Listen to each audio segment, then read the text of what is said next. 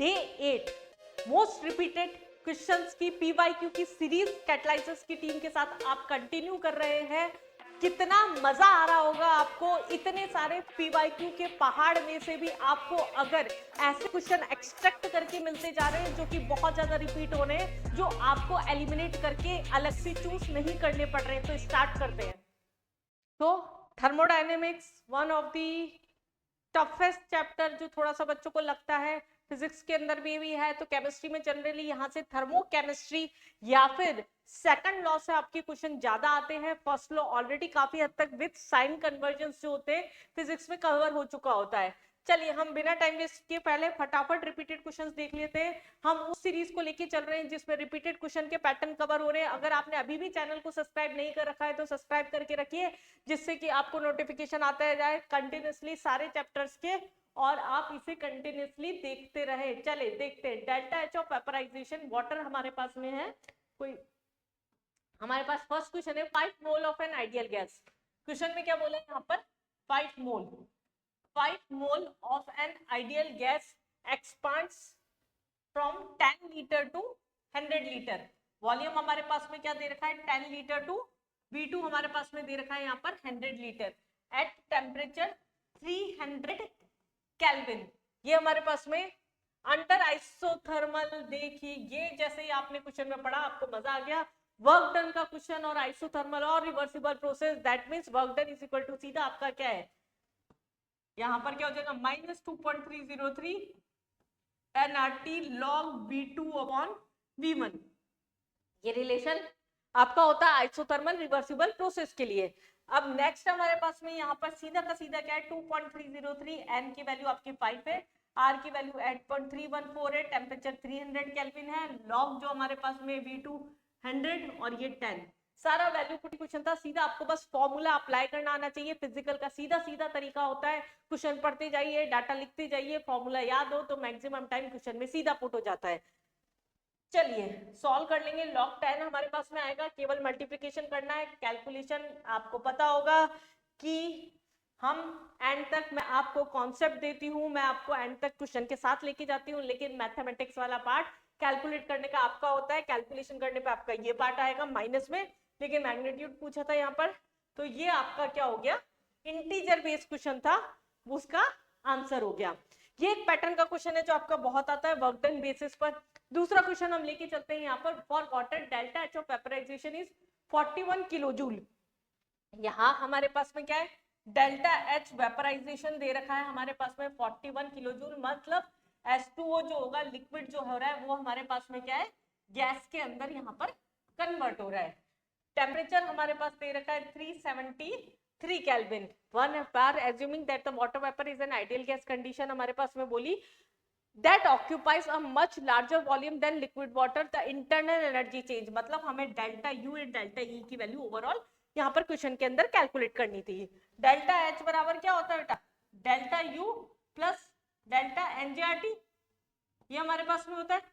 NG क्या है? 1 मोल है, तो ये तो हटाई, तो हमारे पास में आरटी बच रहा है हमारे पास में। ये क्या हो जाएगा? डेल्टा एच की वैल्यू क्या हो जाएगी? माइनस में डेल्टा यू हमारे पास में निकालना है, एक्सलेट कर लो इसे, प्लस 1 इंटू आर की वैल्यू यहाँ पर जूल में दे रखा था, हमें किलो जूल में आंसर पूछा है, तो 8.3 अपॉन 1000 इंटू 373। ये आपको केवल कैलकुलेट कर लेना है। तो ये हमारे पास में कैलकुलेट करने पर जो डेल्टा यू का वैल्यू आएगा वो क्या आएगा? 38 यहाँ पर किलो जूल पर मोल आएगा। तो ये आंसर जो हो गया आपका, ये क्या हो गया? 38 किलो जूल पर मोल हो गया। एक सीधा फॉर्मूला बेस्ड क्वेश्चन था। आपको क्वेश्चन की डिमांड समझनी है केवल कि क्वेश्चन बोल क्या रहा है और किस तरह का क्वेश्चन यहाँ से पुट ऑन किया जाता है। नेक्स्ट क्वेश्चन पे आते हैं, एंथैल्पीज ऑफ फॉर्मेशन। ये आपका थर्मोकेमिस्ट्री का क्वेश्चन हो गया, जो कि एक क्वेश्चन जो होता है थर्मोकेमिस्ट्री में से अगर आ रहा है तो आपका बैठ जाता है पेपर में। एंथैल्पीज ऑफ फॉर्मेशन, इस तरह के number of questions, lot of questions आपको शीट में, बुक में, मॉड्यूल्स के अंदर आपको मिलेंगे। इनकी प्रैक्टिस बहुत ही अच्छे से होनी चाहिए। क्यों अच्छे से होनी चाहिए? क्योंकि आपको अगर एक बार इसका कॉन्सेप्ट पकड़ में आ गया तो ये क्वेश्चन भी आपका बोनस क्वेश्चन होता है। Enthalpies of formation of CCl4 हमारे पास में बोला, CCl4 प्लस H2O हमारे पास में, ये क्या बना रहा है यहाँ पर?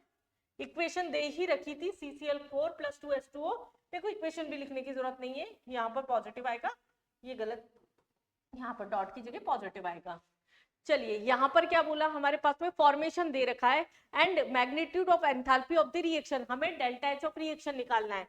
जब भी हमें फॉर्मेशन की टर्म में दे रखा होता है रिएक्शन के लिए, तो हम क्या निकालते हैं, summation of delta H of product minus summation of delta H of reactant. सब गैसेस फेज में, कोई भी एलिमेंट्री फॉर्म में नहीं है, मतलब सबकी एंथैल्पीज यहाँ पर यूज होगी। और स्टोइकियोमेट्री का हमें खासा ध्यान रखना है कि हम उसे यूज करें, अदरवाइज आंसर में कैलकुलेशन में गलती हो जाएगी।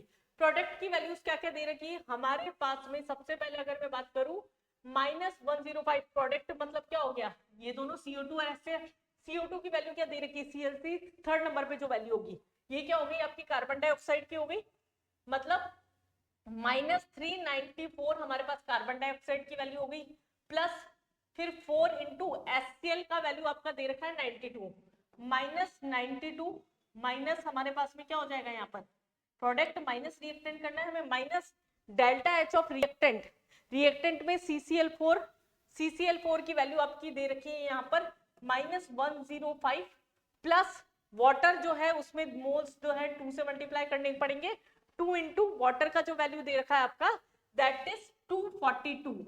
ये हमारे पास में कैलकुलेशन पार्ट आ गया, सीधा सीधा कैलकुलेट करिए, प्रोडक्ट माइनस रिएक्टेंट लगाते हैं। अगर हमारे पास फॉर्मेशन की टर्म में बात कर रहे हैं तो, कंबंशन की टर्म में बात कर रहे हैं तो रिएक्टेंट माइनस प्रोडक्ट लगाते हैं। अगर आपको इनके कॉन्सेप्ट क्लियर है तो ये बहुत ही इजी क्वेश्चन होते हैं, इसे पूरा सॉल्व करेंगे, ये आपका आ जाएगा 173 किलोजूल पर मोल। ये भी आपका इंटीजर बेस क्वेश्चन में था। फिजिकल के क्वेश्चंस जनरली आपके इंटीजर बेस में ही डलते हैं, और इस बार कोई छोड़ने का ऑप्शन नहीं है, तो फिजिकल जो छोड़ के जा रहे थे ऐसी गलती ना करिएगा। हालांकि नो डाउट इनऑर्गेनिक और ऑर्गेनिक कंपैरेटिवली ज्यादा स्कोरिंग होती है, टाइम भी बचाती है इसके कंपेयर में, फिर भी अब देखिए ये क्वेश्चंस को देखिए आप, 2019 में 10 में भी पूछ लिया, फिर जनवरी में 11 में 19 में भी पूछ लिया, 7 में पूछ लिया, और इसी पैटर्न के काफी क्वेश्चंस आपके और भी पूछे जाते हैं। ये क्वेश्चन क्या बोलता है, रिएक्शन है मैग्नीशियम ऑक्साइड कार्बन के साथ मिलके Mg+CO। थोड़ी सी मैं रिएक्शन आपके लिए क्लियर लिख देती हूँ। सॉलिड फेज में कार्बन भी सॉलिड फेज में, मैग्नीशियम हमारे पास में है, और कार्बन मोनोऑक्साइड गैस फेज में ये कन्वर्जन है। विच डेल्टा एच ऑफ रिएक्शन, हमारे पास में रिएक्शन के लिए डेल्टा एच नॉट की वैल्यू क्या दे रखी है यहाँ पर 491.1 किलो जूल पर मोल, ये यहाँ पर वैल्यू दे रखी है। आगे बोला डेल्टा एस, हमारे पास में क्वेश्चन में दे रखा है रिएक्शन का, डेल्टा एस नॉट कितना दे रखा है आपको 198 दे रखा है, दैट इज जूल में दे रखा है। यहाँ पर देखिए अब 1 जूल में 1 किलो जूल में, मतलब उसे जूल में कन्वर्ट करना पड़ेगा, डिपेंड करता है किस में, क्वेश्चन में केल्विन में ही जूल में चलता है जनरली, तो अब पहले तो हम इसी को कन्वर्ट करके रख ले, 491.1 इंटू 1000, ये हमने कन्वर्ट करके रख लिया, जिससे जूल के अंदर हमारे पास में आंसर आ जाए किलो जूल पर मोल।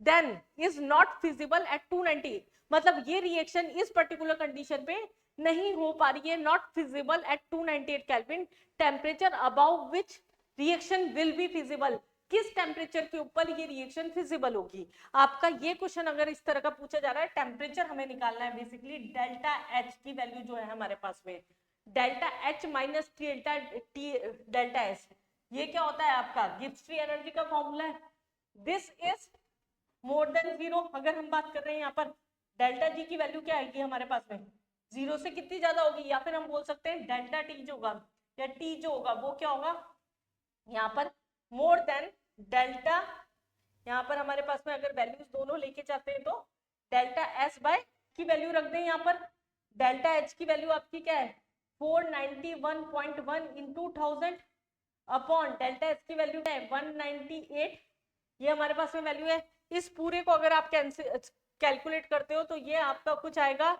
2480.3, इससे ज्यादा हमारे पास में वैल्यू होनी चाहिए, तो आपका आंसर क्या हो गया यहाँ पर सेकंड हो गया। तो इस पैटर्न का क्वेश्चन आपका हो गया फिजिबिलिटी ऑफ रिएक्शन से रिलेटेड, जहां पर हमने एंट्रोपी और एंथैल्पी का कॉन्सेप्ट यूज किया। नेक्स्ट क्वेश्चन समझते हैं, ये प्रोफाइल है क्वेश्चन का जो आपको अच्छे से पता होना चाहिए, कंडीशंस ये चैप्टर्स में भी लग जाता है। A process will be spontaneous at all temperature, अपने आप कौन सी रिएक्शन हो रही है, स्पॉन्टेनियस कब हो रही है रिएक्शन, हमारे पास में डेल्टा जी बराबर क्या होता है delta H minus T delta S होता है। हमें पूछा है एंट्रोपी एंड एंथैल्पी की टर्म में, मतलब डेल्टा जी ओवरऑल नेगेटिव होगा तो हर टेम्परेचर के ऊपर क्या होगा, प्रोसेस स्पॉन्टेनियस होगा। हर टेम्परेचर पे बात की है, इसका मतलब ये मस्ट है कि डेल्टा जी एच जो है वो हर बार क्या होना चाहिए, नेगेटिव होना चाहिए, मतलब 0 से कम होना चाहिए, और डेल्टा एच जो होता है वो पॉजिटिव होना चाहिए। तो उस केस के अंदर डेल्टा जी क्या होगा, नेगेटिव आएगा। अगर Gibbs free energy, change in Gibbs free energy की वैल्यू नेगेटिव होती है तो प्रोसेस आपका स्पॉन्टेनियस होता है। तो आपका ऑप्शन क्या हो गया यहाँ पर, बी हो गया। इस तरह के कॉन्सेप्ट बेस्ड क्वेश्चन अगर आते हैं तो या आपके कॉन्सेप्ट बहुत स्ट्रांग होनी चाहिए, पकड़ होनी चाहिए आपकी कॉन्सेप्ट पे, तब जाके आपसे ये क्वेश्चंस हो पाएंगे। चलिए नेक्स्ट क्वेश्चन पे आते हैं हम। यहाँ पर कितने हमारे पास में कोऑर्डिनेशन कंपाउंड हमने लेके चल रहे थे, ये थे आपके most repeated questions coordination compound के। इसके बाद में नेक्स्ट लेक्चर जो मैं लेके आ रही हूँ, नेक्स्ट पीवाईक्यूज जो रिपीटेड पीवाईक्यूज आपके चल रहे हैं, वो होगा आपका कोऑर्डिनेशन कंपाउंड का। अगर आप इस सीरीज को कंटिन्यूसली फॉलो करते जा रहे हैं, मैं ऐसी उम्मीद करती हूँ इन्हीं क्वेश्चंस में से कुछ क्वेश्चन तो आपकी चुनिंदा क्वेश्चन भले ही हो, आपके पेपर में सेट हो जाएंगे और वो आपका स्कोर बूस्टअप करेंगे। आपका स्कोर बूस्ट करने के लिए 99 परसेंटाइल तक आपको पहुंचाने के लिए कैटलाइजर्स की टीम आपके साथ पूरी मेहनत कर रही है। बस आपको छोटी सी चीज करनी है, चैनल को सब्सक्राइब करके रखना है और फिर कम से कम टाइम में ज्यादा से ज्यादा कंटेंट बटोर लेना है। तो ऑल द बेस्ट बच्चों, कनेक्ट रहिए, सब्सक्राइब करके रखिए और कंटिन्यूसली अपनी मेहनत को बरकरार रखिए।